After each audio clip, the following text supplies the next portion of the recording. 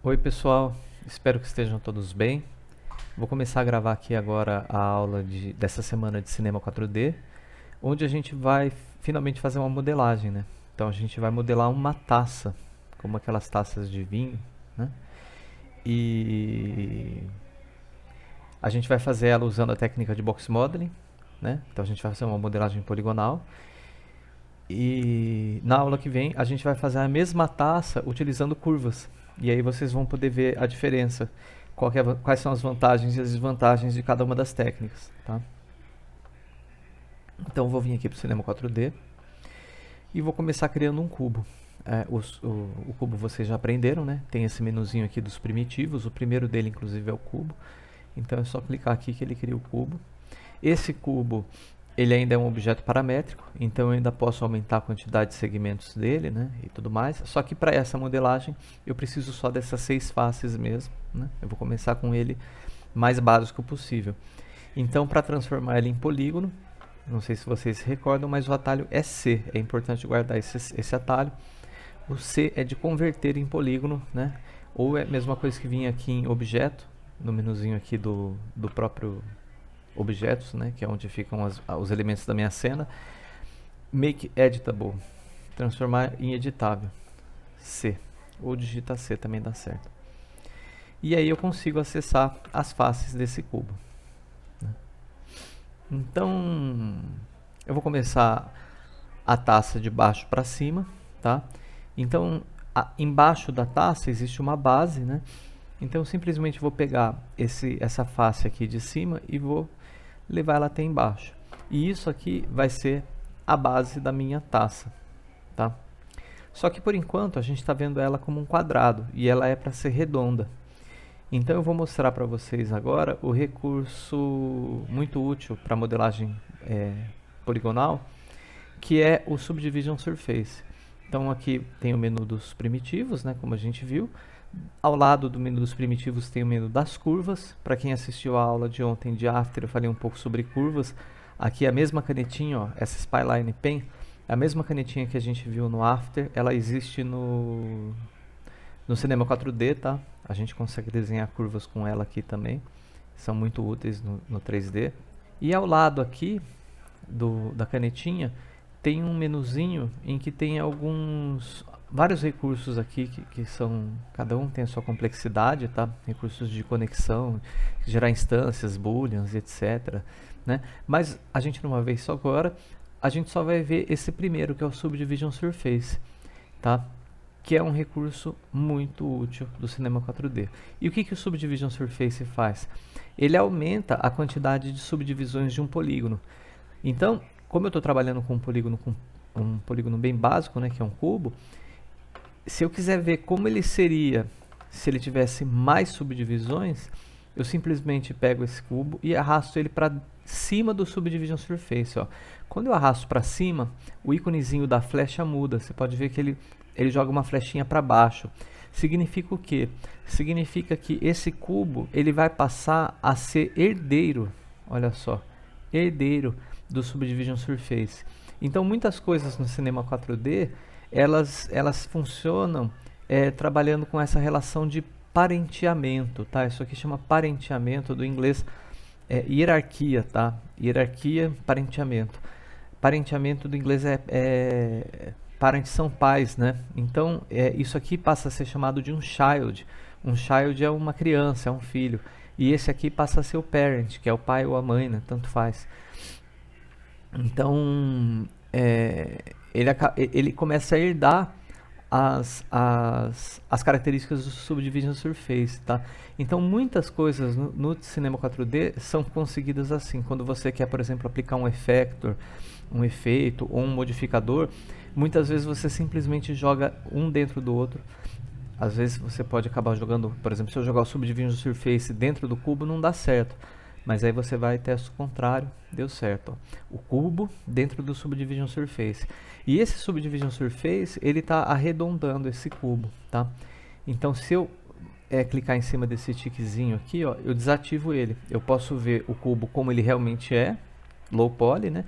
Mas posso ver ele high poly. Então para a gente modelar é muito útil. A gente consegue trabalhar com o cubo low poly, mas também consegue ver ele high poly. Tá? Aí você pode até falar, não, mas não está high poly, né? Ainda estou vendo um monte de ângulo, assim, não, ele não está com uma definição tão grande. Se vocês quiserem, vocês até podem aumentar aqui, ó, Subdivision Surfaces, tanto para o render quanto para o editor. Aqui a diferença é, o editor é só o que eu estou vendo, o render é o que vai ser renderizado, tá? Então se eu aumentar aqui, eu não vou ver diferença, mas ele vai renderizar com mais polígonos. Se eu aumentar aqui, ó, eu já vejo com mais subdivisões. Para quem se lembra da aula passada, eu posso mudar aqui em Display, Gura Shading para Gura Shading Lines, e eu consigo ver as subdivisões. Ó. Então, uma subdivisão, 0 ele volta a ser o cubo como ele era, né? Uma subdivisão, 2, 3. Quanto mais subdivisão, mais arredondado fica, né? Só que também mais pesado fica, né, o objeto. Então, existe vocês têm que achar um meio termo aí, algo que fique bom para trabalhar e que não fique tão pesado. Vou voltar aqui os 2:2, que é o padrão, né? Assim tá bom para a gente visualizar, tá? Uma coisa que vocês já devem ter notado é que esse cubo, essa base da taça, ela ficou para baixo do grid, tá? Então, se vocês quiserem arrumar isso, vou desativar o Subdivision Surface por enquanto. Vocês selecionam todas as faces, tá? Ctrl A. Então, eu estou no menuzinho de faces aqui, né? E vocês podem jogar essas faces todas para cima. E aí, vale a pena lembrar do botão do meio, né? Quando eu clico com o botão do meio, eu consigo ver as vistas de lado, né? De cima, de lado, então fica e de frente, né? De frente, de lado, de cima. E aí fica mais fácil eu posicionar ele, né, no grid aqui, ó. Eu consigo ver. Aqui pela vista da perspectiva, nem sempre vocês vão conseguir ver certinho, né, se ele está no grid ou não. Aí pelas vistas laterais, frontal e lateral, né, você consegue mais precisão. Põe o cursor por cima da vista da perspectiva, né? E clico com o botão do meio, ela enche a tela de novo. E agora a minha taça está por cima do grid. Tá? Então vou ligar de novo o Subdivision Surface. E aí eu vou reparar uma outra coisa. Essa base, ela não pode ser cortante desse jeito. Olha, repara que é como se o vidro, vamos supor que isso aqui fosse um vidro, né? Ele fosse uma lâmina, né? A borda da base, ela está muito fina, né? Isso que eu quero dizer. A borda da base está muito fina. E para resolver isso, e aí entra já uma noção muito importante de modelagem poligonal, basta eu acrescentar mais arestas, tá? Se eu acrescento arestas, quanto mais arestas eu acrescento, mais detalhamento eu consigo. Menos as bordas ficam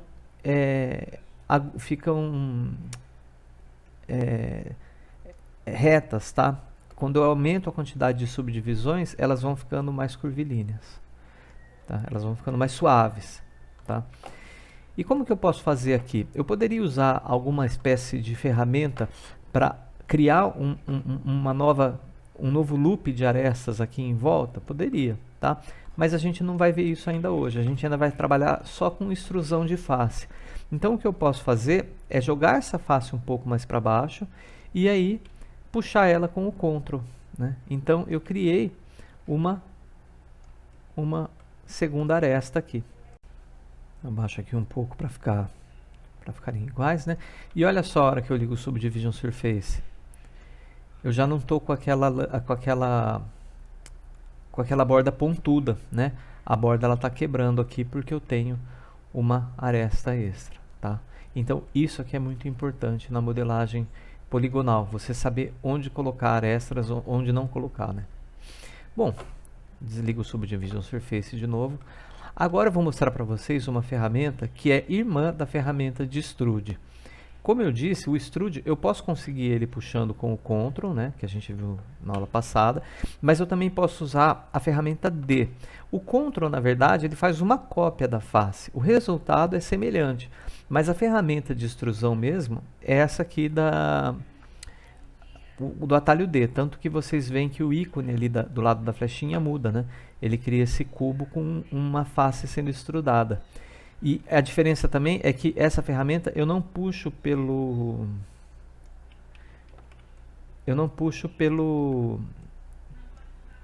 pela setinha, pelo eixo.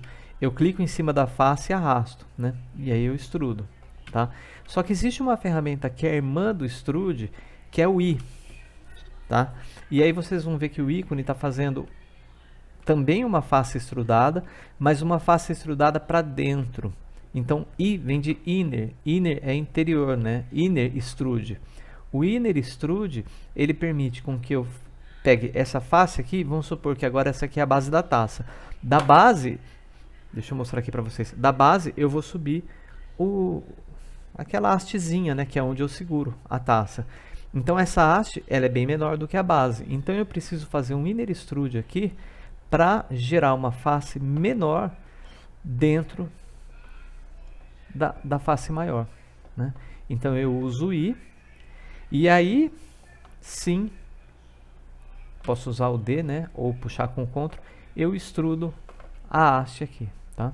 Então a diferença é essa. Primeiro eu faço o inner extrude e depois eu faço o extrude normal. Vamos ver com o Subdivision Surface? Olha só, aqui eu estou passando pelo mesmo problema que eu passei com a borda da base.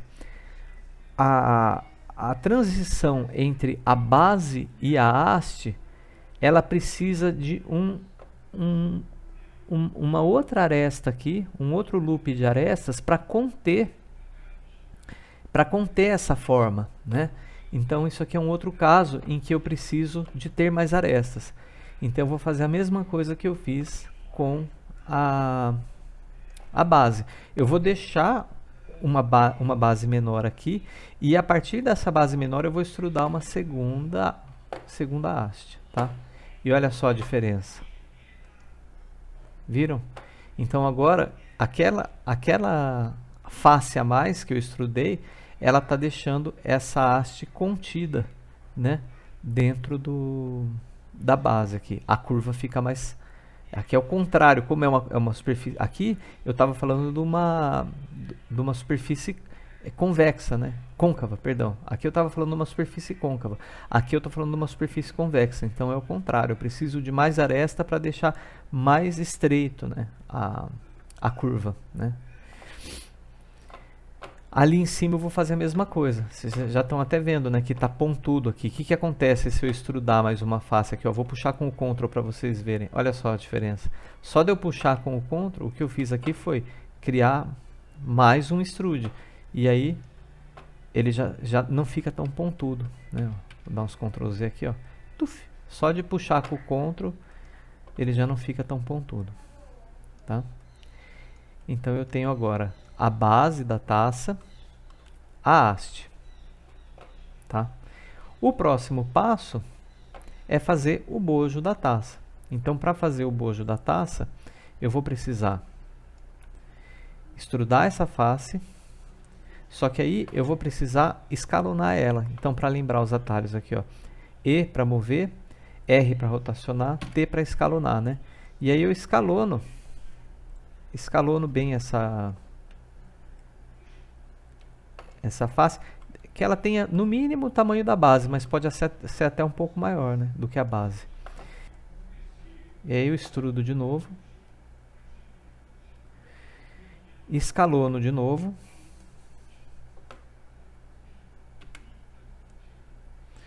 por que eu estou fazendo isso? Porque eu quero fazer um bojo, né? Então eu quero fazer essa taça, ela menor embaixo, depois fica mais gorda e depois afina, tá? Não sei se está bom, provavelmente está muito grande isso aqui, mas eu nem vou olhar ainda com o Subdivision Surface ligado. Extrudo mais uma vez. E aí eu reduzo o tamanho. Assim, ó, tá? Dá pra ver que é uma taça agora, né? Bem low poly. A hora que eu ligo o Subdivision Surface, aí, mais ou menos isso. Daqui a pouco a gente vai ver como que ajusta.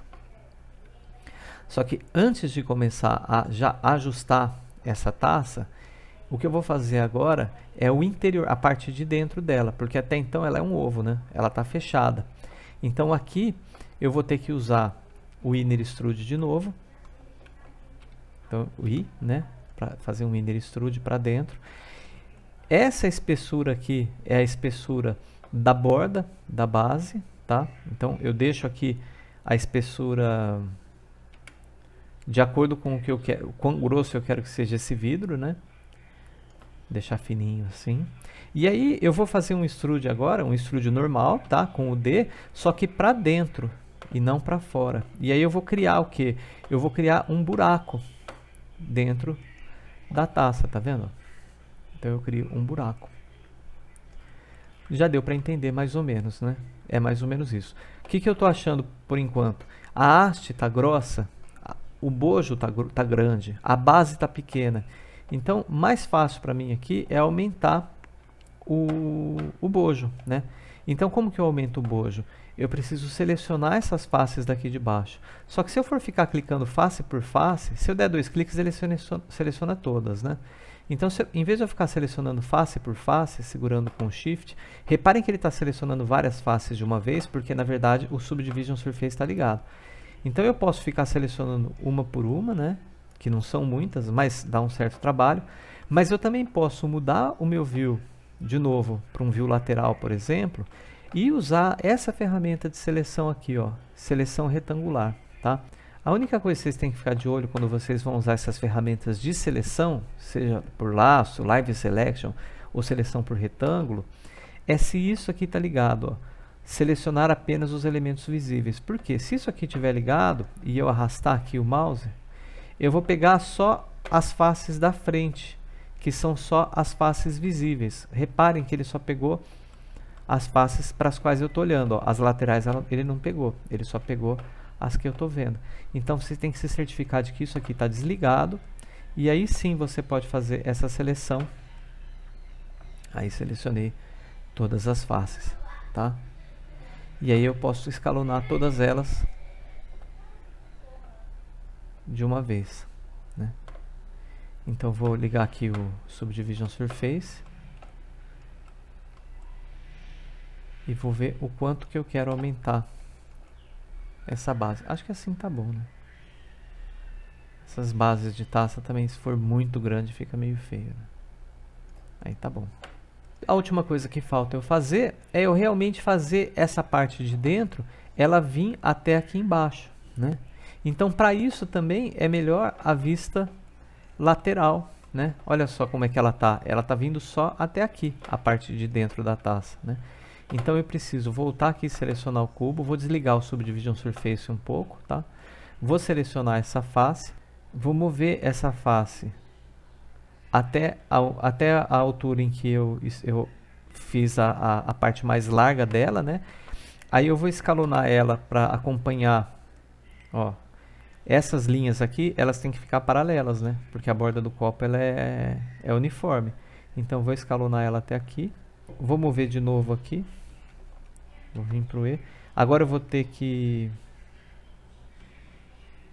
extrudar, né? Vou vir até aqui embaixo.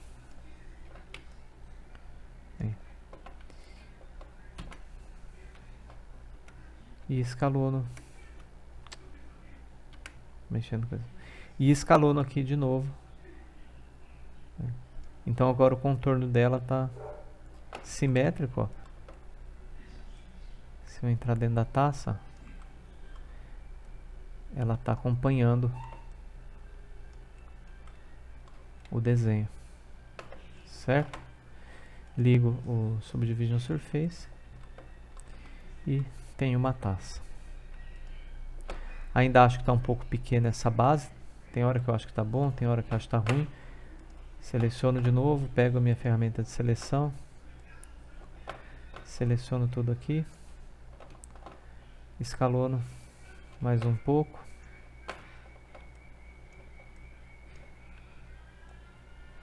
Aí, melhor assim, né? Senão alguém pode derrubar essa taça. Se ela tiver a basezinha muito fina, alguém pode acabar derrubando ela.